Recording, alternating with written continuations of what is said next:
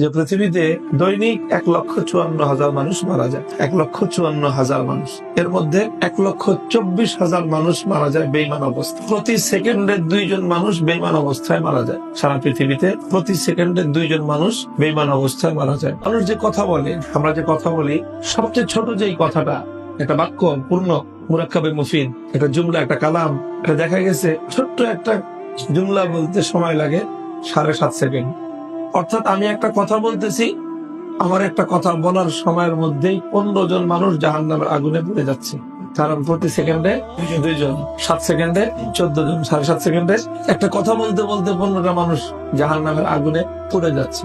এক একটা গ্রামে গড়ে পৃথিবীতে মানুষ বসবাস করে 2,000 মানুষ। 1,24,000 মানুষ যদি প্রতিদিন জাহান্নামের আগুনে পুড়ে, তার মানে 62টা গ্রাম প্রতিদিন জাহান্নামের আগুনে পুড়ে ছাই হয়ে যায়। 62টা গ্রাম জ্বলতেছে, আর আমরা হলাম ফায়ার ব্রিগেডের দায়িত্বে। এখন আমাদের আসলে কি করণীয়? আমাদের উচিত হলো, যেটা আমাদের হৃদয়ের দাউ দাউ করে একটা আগুন ধরা দরকার, সে আগুন হলো দরদের আগুন। আমাদের বাংলাদেশে 16 কোটি মানুষ, এর মধ্যে 14 কোটি হলো মুসলমান, আর বাকি 2 কোটি নাহাদুল্লাহ মুসলিম।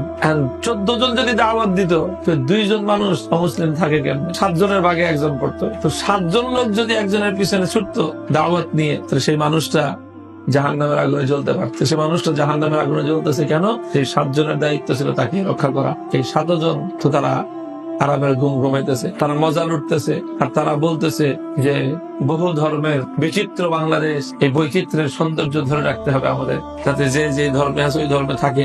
ধর্মান্তরিত হয়ে গেলে তো আস্তে আস্তে কুফর বিলুপ্ত হয়ে যাবে, তখন আর এই সৌন্দর্য থাকবে না। সমাজের প্রত্যেকটা মুমিন যদি দায়ী হইতো, প্রত্যেকজন মুমিন যদি দায়ী হইতো, তাহলে কোন মানুষ অমুসলিম থাকতে পারত। এই যে ইফতার পড়ার যে ফিতনা শুরু হয়েছে, এটা বড় ফিতনা শুরু হয়েছে। কি পড়া? ইফতার পড়া, বড় ফিতনা। প্রত্যেকে বুঝতেছে যে আমার নামের শেষে মুফতি লাগাইতেই হবে।